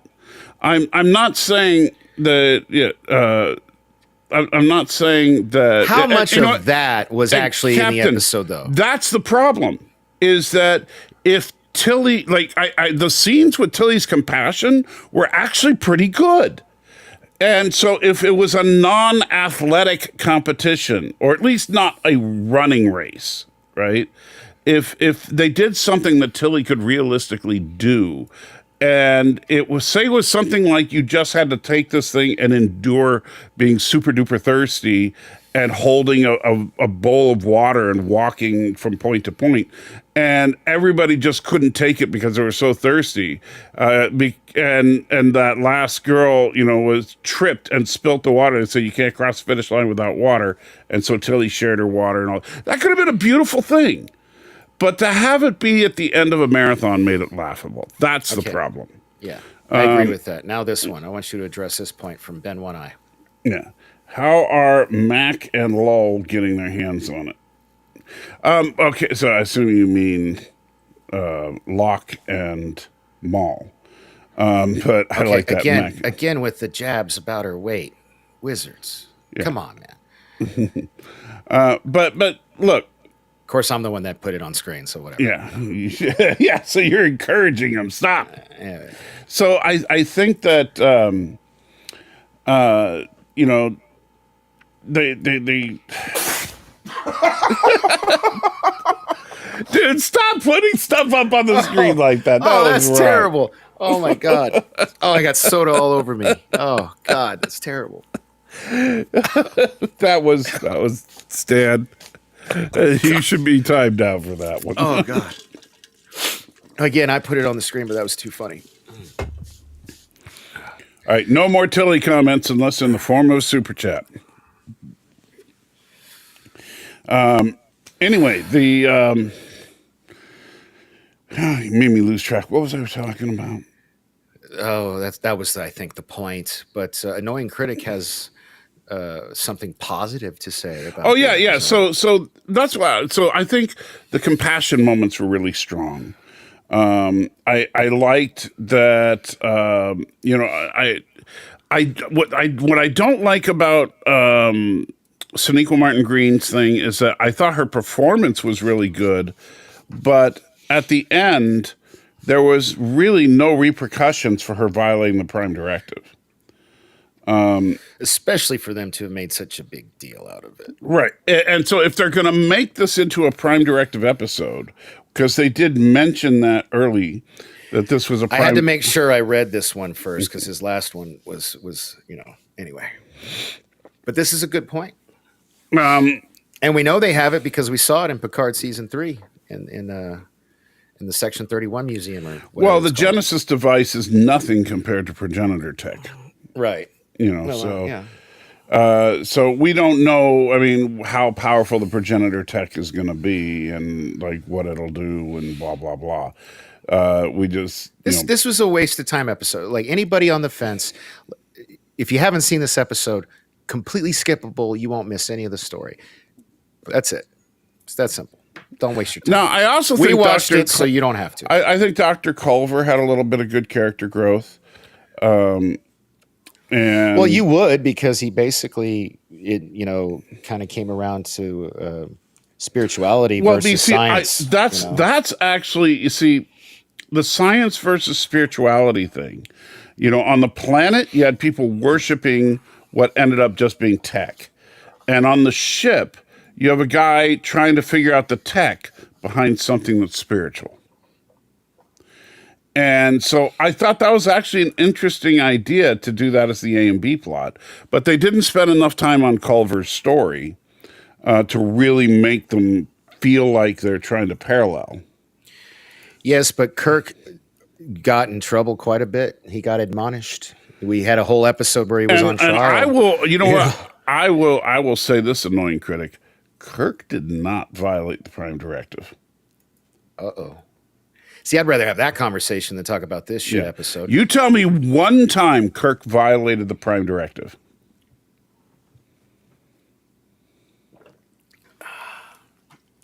Anything? I can't see the chat. I don't know if anybody's got it. Oh, well, whenever something comes up, I'll post it. Yeah. You don't have to wait for the question to be answered. I'll pull it up. Yeah.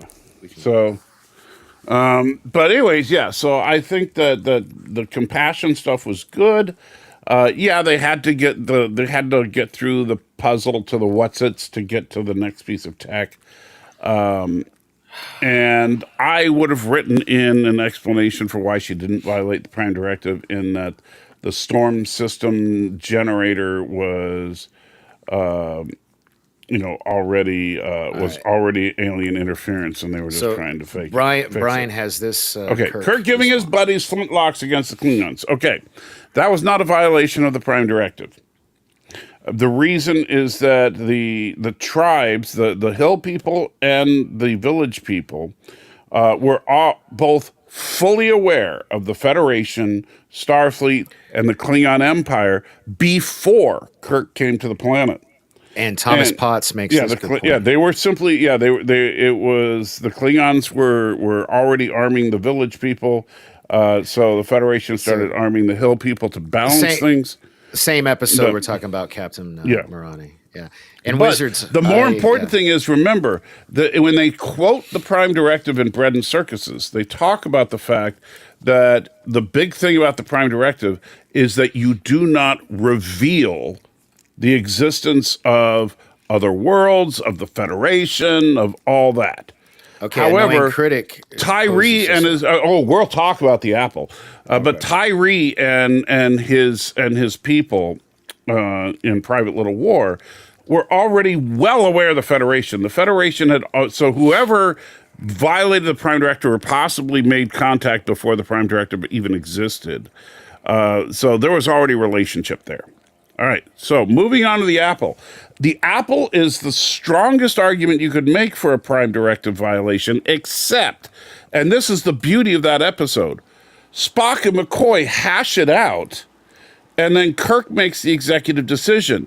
And the argument from Spock was trying to argue in favor of non-interference. And he said that the people were happy and healthy and all that. McCoy was saying, but these people are servicing a machine. And Kirk came down with, this is a stagnant civilization that is stuck worshiping this technology. This is not, what they did not interfere with the natural evolution of these people. And so there was no violation. All right, so how about this one from Annoying Critic? Return of the Archons. Again, same kind of thing as the as Tyree. The Archons was from the USS Archon. And so the Enterprise's mission was to determine what happened to the crew of the Archons. The Landru was already well aware of the Federation, well aware of Starfleet, and prepared for them. So, Right, so Wizards has this one for you. Taste of Armageddon, Kirk messed with 2 planets. That's actually a good one, except that, and again, Kirk, I don't think Kirk ever violated the Prime Directive. Kirk was under direct orders from a Starfleet ambassador who was on the ship to make contact. It was not Kirk's call. In fact, Kirk wanted to stay away. However, even if you wanted to say that there was a violation, here's the other problem. When they were approaching Amini 7, guess what?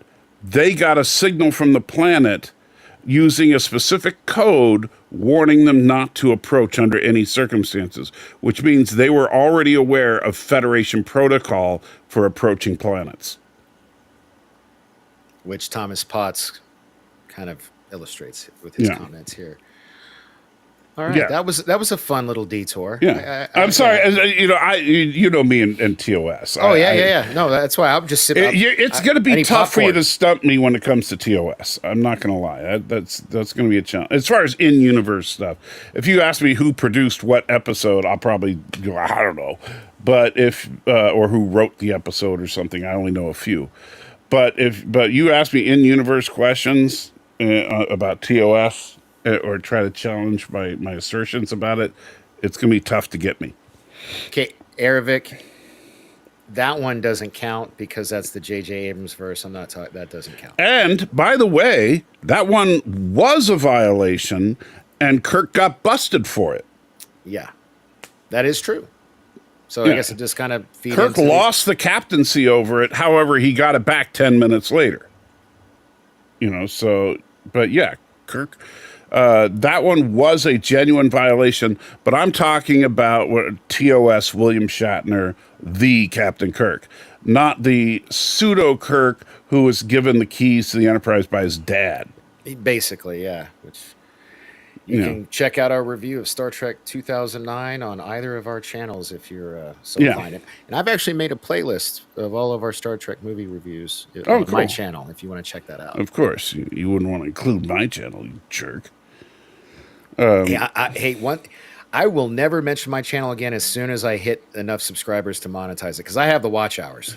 I've had the channel for almost a decade. No, but the watch hours have to be in a 30-day span, I believe. Oh, that figures. Well, yeah. I'll worry about that when I get some organic numbers. And I don't want to do like LD and pay for it, because I saw what he did, and I could just pay for it. You know. Yeah, you could. Don't get me started about that.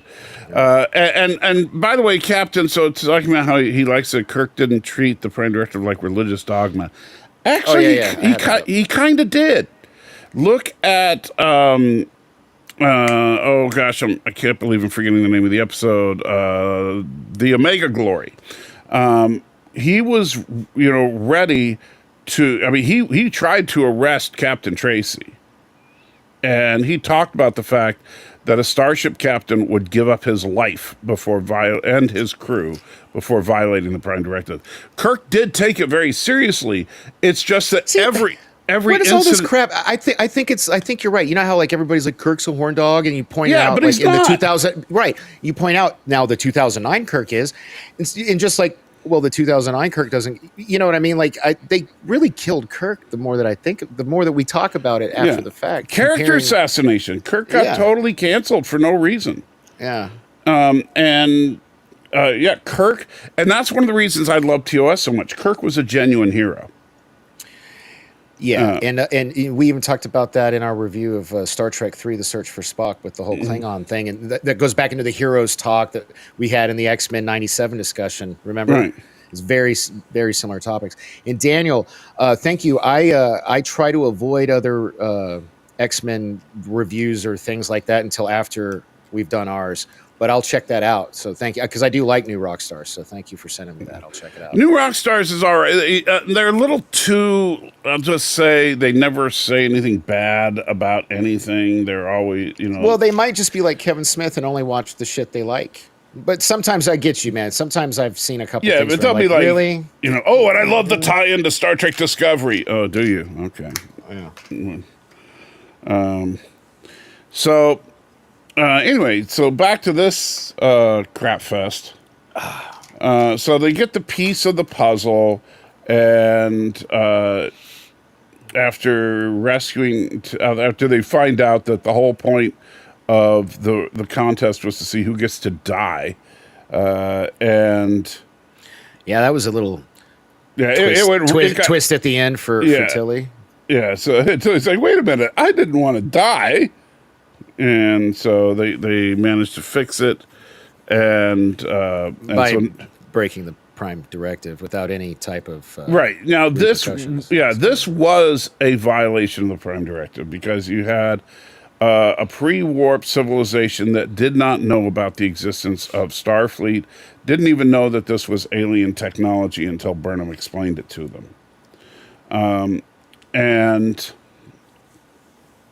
Since Burnham had already corrected the storm device, she should have come up with some excuse as to why she was able to teleport in, and then say that, she knew how to pray to the gods to get them to fix the rain, and so nobody needed to die anymore. So I don't want you ignoring Thomas. Read this. What was the piece of the puzzle? Well, the funny thing is, at the end of the day, they got the piece of the puzzle off screen because, they're in tower number 3 and the puzzle piece is in tower 5 or whatever.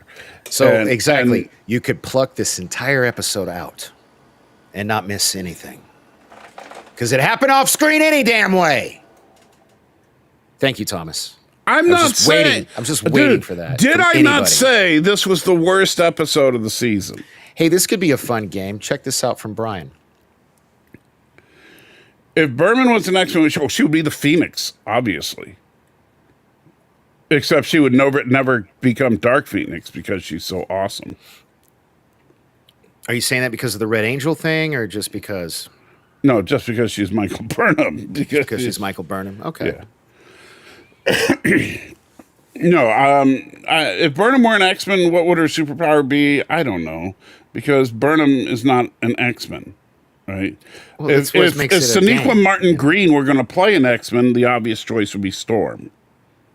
And no. The character, not the actor. But the character Michael Burnham as a mutant, I don't know. Because the thing is, you could give her literally any power you wanted to. You know. Daniel's copy and pasted this a couple times, so I guess that means he really wants me to put it up. Please cite your sources that Rich can use a moose suicide. Dude, you can look it up yourself. Well, he's saying Yeah. that, and then that, and I'm just doing this because he's copied and pasted that a few times in my channel. Yeah. So there we go. Please don't copy and paste your comments. That's enough. No, I got. So there you go. I got it in there. He says do your own research, which is called deflecting. So you're probably right, Daniel. If this were a debate tournament, he would lose that argument in the judges column thingy. So we're good there. And yes, Stanley, the clue is in another tower that all took place off screen. So it is what it is. Okay. Stanley says. Okay, here, hold on. Shut up for a minute. Okay. National Institute of Health.gov. The most educated group, and by implication, those with higher incomes, had the greatest increased risk of unnatural death, and the largest category of unnatural death was suicide.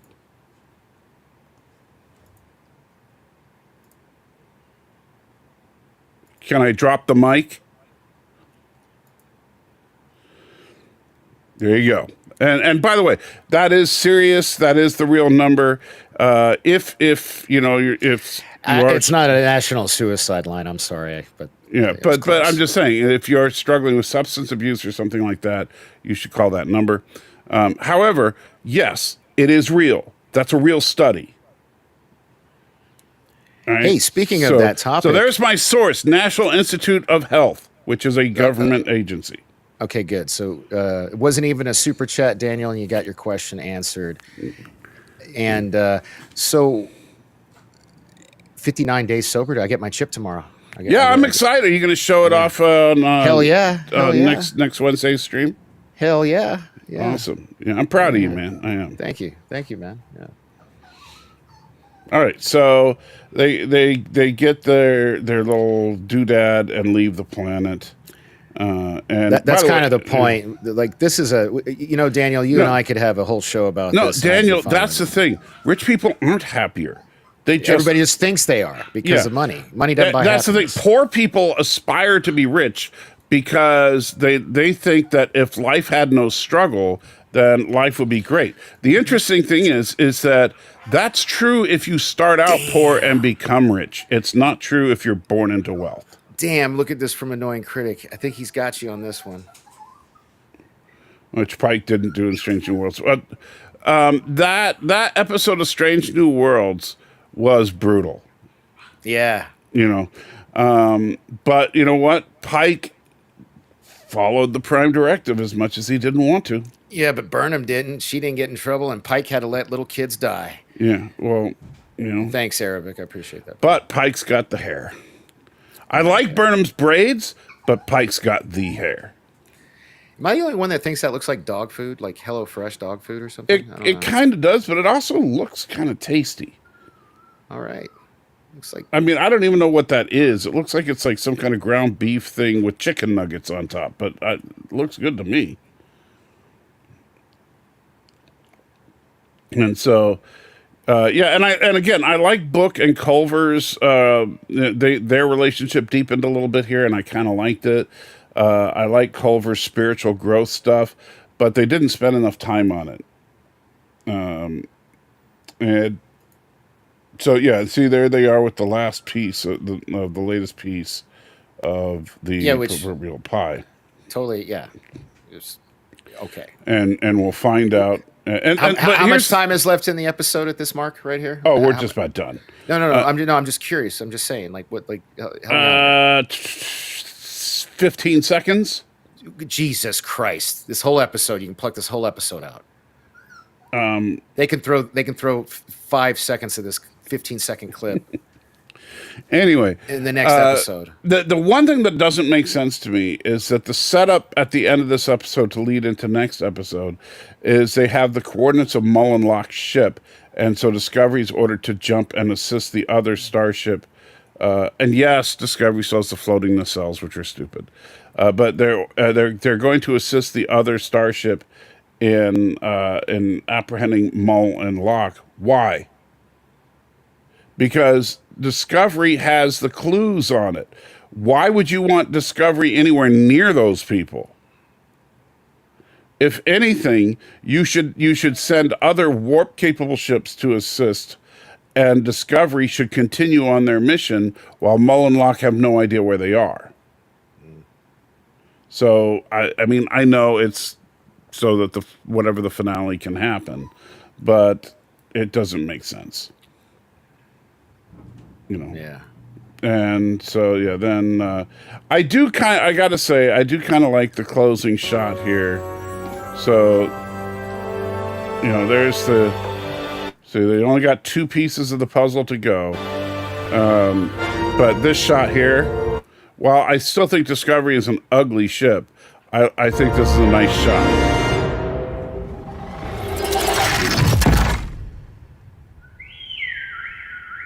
R2. Yeah. So, and that's it. There's a nice shot from the marathon for you. What did that say? I dedicate this work to the girl. That was from that fan video because it started to replay from the beginning. Okay. So yeah. Final thoughts on this episode? I've given it. This is 0. This is a total shit fest. It's a total waste of time. You could pluck it out and not miss anything. Yeah. It's worthless. I agree. This episode was craptastic at best. Yeah. So it's which is unfortunate. I'm hoping that next week's episode gets back to what they were doing well. Yes, the spore drive. They're the only starship with the spore drives, which makes them the fastest ship in the universe. And a $5 super chat. Super chat. And from amen, annoying critic. Absolutely yes. Annoying critic. That is one. That's why I love Kirk. Testify. Kirk is a true hero. He not the Chris Pine Kirk. Yeah. We're talking William Shatner here, not Chris Pine. He does the right thing. When Kirk violates the rules, it's because there's a moral imperative to do so. He doesn't violate the rules just because he doesn't think the rules matter. When Janeway broke the Prime Directive to get her people home, she was violating the rules selfishly. Kirk would not do that. And so Kirk and Kirk has made some tough choices that resulted in people dying, and he always has to second guess himself when that happens. And Aravic saying Kirk is a jerk. We got another super chat. Yeah. I gotta disagree with you there, Aravic. I don't think Kirk is a jerk. Yeah, I know, Mom. That's my whole point of contention with this episode. They didn't show it. So, yeah. Yeah. Anyway. Yeah. So Aravic, I gotta disagree with you though. And Aravic says, "Just kidding, love Kirk." Good. Good. Yeah, you better. What do you think about Kirk?